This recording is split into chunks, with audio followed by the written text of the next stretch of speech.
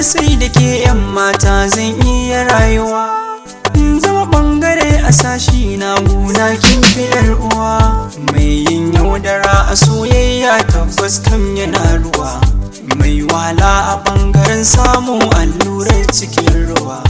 Kin gaba a bangaren yaɗo ya fi zama saman ruwa. Rigar so kira ta yamin haka zai sa in yi karɓuwa. Gara gama ta zo ki karɓa makullin sai ki adana. Na san gunki zan yi amfani ko in zamo mijin gida. Sanye ka ji shi ko zan baka, ba mamaki tun da san kai na raina. Kan ki na shirya in zamo bawa in dai babu matsala. Duk ragamar ki za na ɗauki in sanya ki walwala. Share min zubar hawaye na ƙwalla ta bar zuba.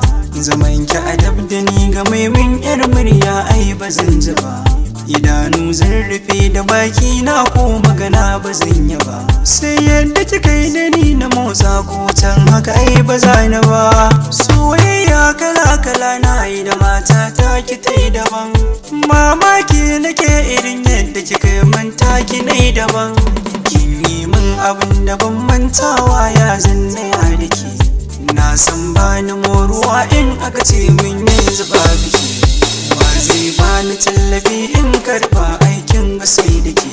Cikin inuwar ki zan fake ƴaƴa na sai rayuwa da ke. ƴaƴanka ni ce uwa ta ƴaƴanka, ta ƴaƴanka ni ce mai share kuka.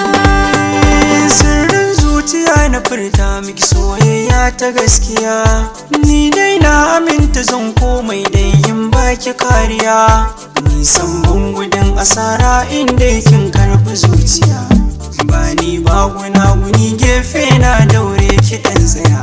Ki gaya min me kike bukata ai ba wahala fa zan iya. Kofan sa na rayuwa ta kika ce in baki zan iya.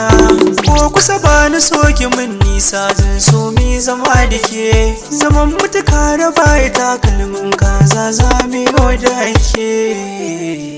BZ Mix.